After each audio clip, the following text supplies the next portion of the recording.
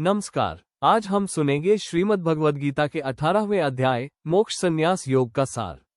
यह अध्याय गीता का अंतिम अध्याय है, जिसमें भगवान श्री कृष्ण अर्जुन को कर्म, ज्ञान, भक्ति और संन्यास का अंतिम और संपूर्ण उपदेश देते हैं। अर्जुन भगवान श्री कृष्ण से पूछते हैं कि संन्यास और त्याग में क्या अंतर है। भगवान श्री कृष्ण बताते हैं कि कामना से किए जाने वाले कर्मों को छोड़ देना संन्यास कहलाता है और कर्मों के फल का त्याग करना त्याग कहलाता है। श्री कृष्ण कहते हैं कि मनुष्य को यज्ञ, दान और तप जैसे शुभ कर्मों का त्याग नहीं करना चाहिए, क्योंकि ये कर्म आत्मा को शुद्ध करते हैं।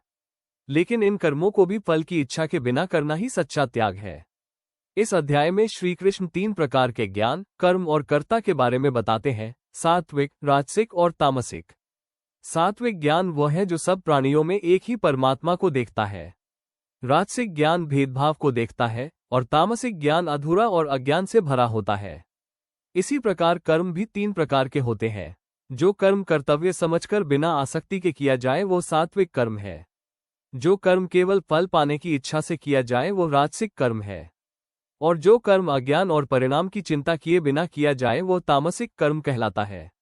भगवान श्री कृष्ण आगे बताते हैं कि प्रत्येक व्यक्ति का स्वभाव और उसका कर्तव्य अलग अलग होता है।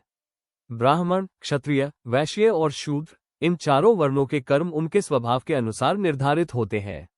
मनुष्य को अपने स्वभाव के अनुसार अपने कर्तव्य का पालन करना चाहिए। अंत में श्री कृष्ण अर्जुन को सबसे महान उपदेश देते हैं। वे कहते हैं, सभी धर्मों को त्याग कर केवल मेरी शरण में आ जाओ। मैं तुम्हें सभी पापों से मुक्त कर दूंगा, इसलिए शोक मत करो।